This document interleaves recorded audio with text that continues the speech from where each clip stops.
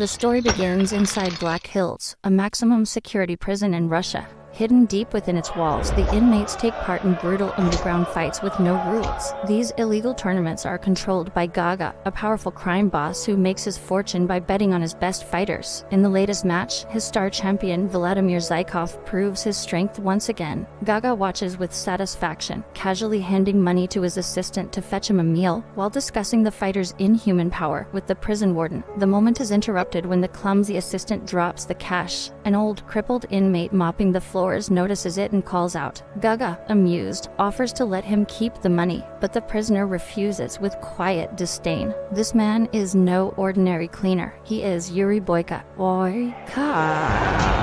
Once a legendary fighter, now broken by a severe knee injury from his last battle.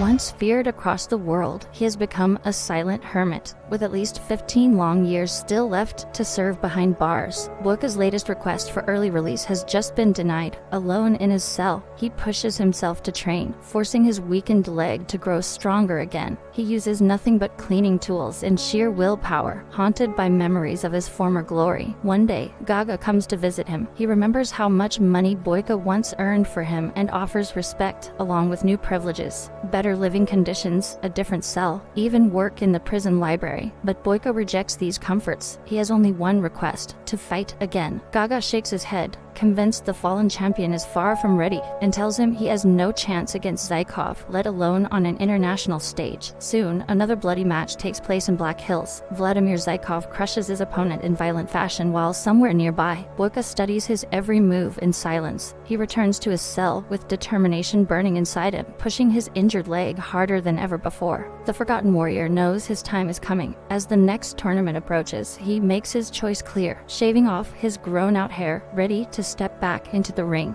The long-awaited day of the tournament arrives. This time, victory means more than just becoming champion of Black Hills Prison. The winner will earn a place in the very first international competition, where the prize is freedom itself. And the winner will fight for his freedom. Boyka refuses to let the chance slip away. He steps forward, storms into the ring, and boldly challenges the reigning champion, Vladimir Zykov, drenching him with a bucket of water to make his point. The guards rush to drag Boyka out, but Gaga, confident that the injured veteran will not survive the fight, decides to let it happen. What follows shocks everyone. Boyka, sharper and stronger than anyone expected, demolishes Zykov. In less than a minute, the once untouchable champion falls unconscious outside the ring, while the prisoners roar from behind the fences, hailing Boyka as their new king. Soon after, the fighter is transported under heavy escort across the border into Georgia, where he is delivered to Gorgon, another maximum security prison. At the same time, in a luxury hotel nearby, the criminal patrons of the international tournament begin to gather. Among them is Gaga, who still doubts his contender's chances. Inside the Georgian prison, Warden Kuss lines up the new arrivals. Most of the fighters stay quiet and obedient, except for Turbo, a brash American who makes it clear he intends to win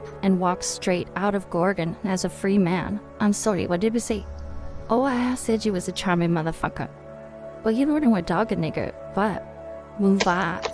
While the inmates prepare, the powerful Georgian crime lord Mr. Rizzo hosts the visiting bosses at a lavish dinner, welcoming them to his city. The next morning, the warden lays down the rules. Every day, the fighters will be allowed 1 hour to train, but before that, they must perform hard labor. Shackled in chains, they are marched to a stone quarry in the mountains. Turbo, still full of arrogance, refuses to stay silent and argues with the guards about swinging the sledgehammer. Pop, beat, Dale. To shut your mouth, people. Meanwhile, the Colombian fighter Raul enjoys special treatment, lounging on a chair instead of breaking rocks, leaving the others to wonder why he has been spared. When Turbo catches Boyka's cold, disapproving stare, he immediately turns his rage on him as well, but the guards step in before the fight can break out. Stop right now, you'll fight in the ring nor else. Later, during training before the first official match, the American continues to provoke. Yet Boyka remains calm and refuses to take the bait. While most of the new arrivals train with intensity, the Colombian champion Raul takes a different path. He saves his strength, relying instead on the metal box of performance enhancers secretly handed to him by his boss. With this unfair advantage, he dominates sparring sessions with ease, tossing opponents around the ring like they are nothing. Soon after, the elimination stage of the survival tournament begins. In the first of 4 matches, a powerful Brazilian pounds the Greek fighter nearly to death with brutal strikes. Next, Turbo enters the ring and eliminates the Croatian in decisive fashion. Then comes Boyka's turn to face the French contender. Gaga watches from the sidelines, expecting his former star to lose right away. At first, the fight is even, and tension rises with every exchange. Blood soon covers the canvas under Boyka's relentless attacks, but the Frenchman refuses to stay down and charges again with fresh determination. In the end, Boyka's strength proves overwhelming, and he crushes his exhausted rival with a devastating blow to the chest. Still, as he leaves the ring, he limps noticeably on his injured leg. Finally, the main favorite, Raul, known by the nickname Dolor, which means pain, faces the agile fighter from North Korea. Raul turns the fight into a cruel spectacle, punishing his opponent mercilessly while the crowd cheers, until the bloodied man finally collapses unconscious. Once the round ends, Warden Kuss arrives at the infirmary to see the defeated fighters. He tells them coldly that their games are over and their chance at freedom is gone. But instead of being sent back to their cells, the losers are taken away under guard, only to be executed in secret.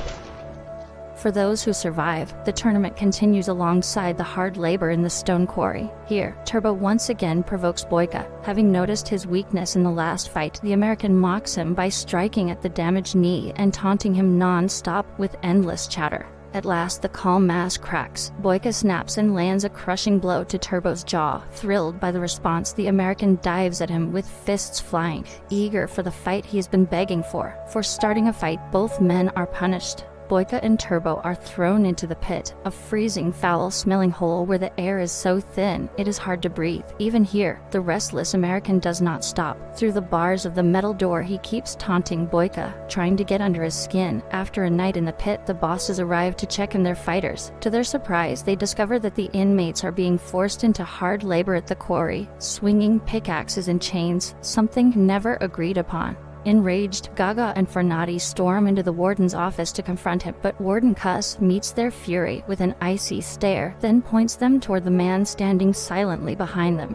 It is Mr. Rizzo. Calmly, he explains the truth. The entire tournament is rigged. The other prisoners are being worked to exhaustion because they are meant to lose. Rizzo has already placed all his bets on the Colombian favorite, Raul. Pouring whiskey into their glasses, he tells the angry gangsters to stop fighting the system, bring more money, and place their wagers on the same man. Back at the quarry, the torment continues. Chained together, Boyka and Turbo are forced to break rocks side by side. The American, still itching for conflict, starts another heated exchange, keeping the tension between them alive. So I'll tell you what, I want no more but to get into your ass, but we gonna do it in a ring where it matters. Got it?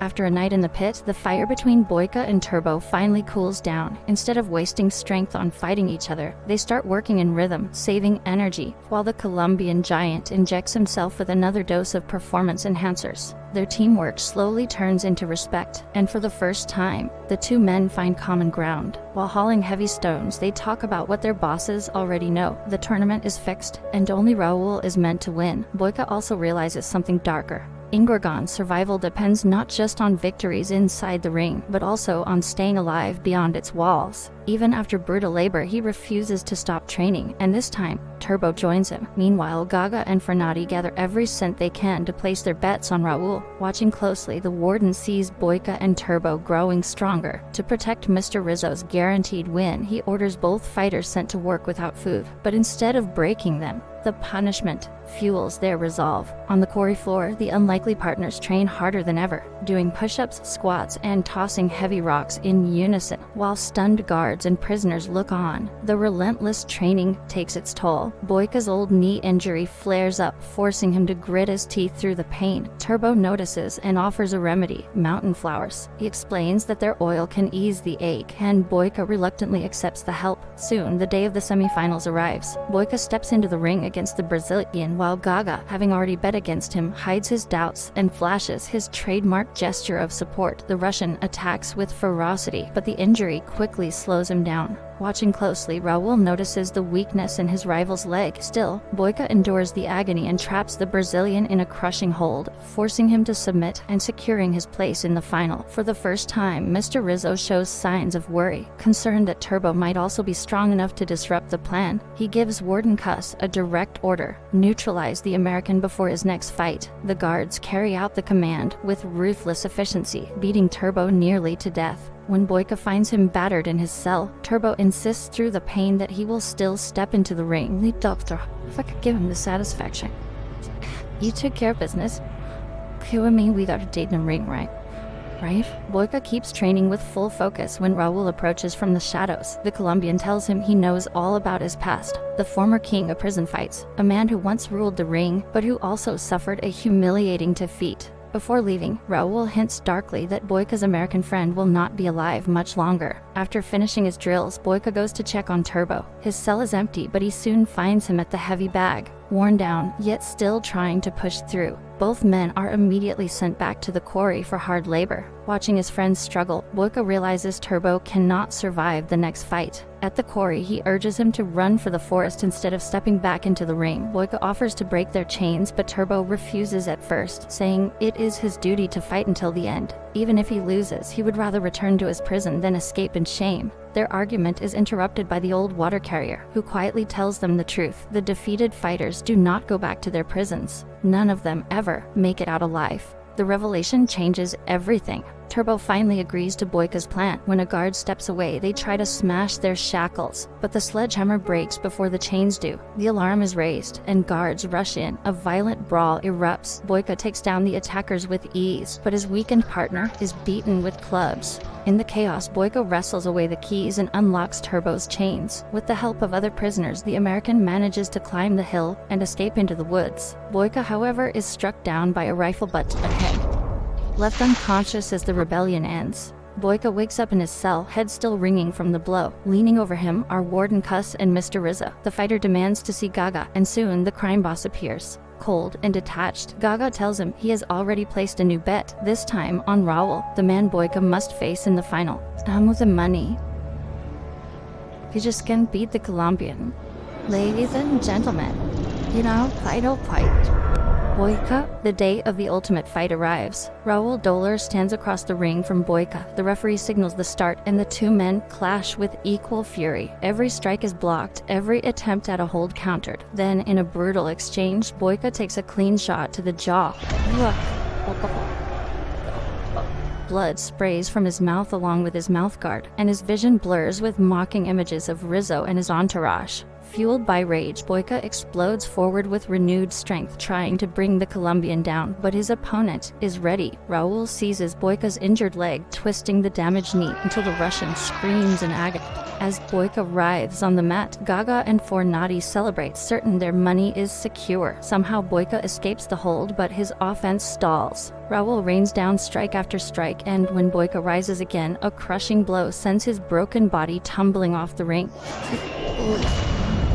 What? The Colombian raises his arms in victory, while the referee begins the 10 count. On the floor, Boyka's blurred vision catches the sight of a prison mop, sparking a flood of memories. Among them is Turbo's voice, reminding him to improvise, adapt, and overcome. Summoning the last of his strength, Boyka wraps his knee with a strip of cloth and forces himself up at the count of 8. Stopping the referee, he climbs back into the ring, ready to continue. The crowd roars for Raul, but as Boyka rises and lands a crushing blow, the Colombian drops to the canvas. Suddenly, the arena falls silent, broken only by the sound of Boyka's fist slamming into his opponent. When Raul hits the ground again, the silence erupts into thunderous cheers for the fighter who refuses to stay down. From their seats, Mr. Rizzo and his partners watch in growing unease. Raul forces himself up, determined to finish the match by targeting Boyka's injured knee once more. But this time, the Russian stands unbreakable.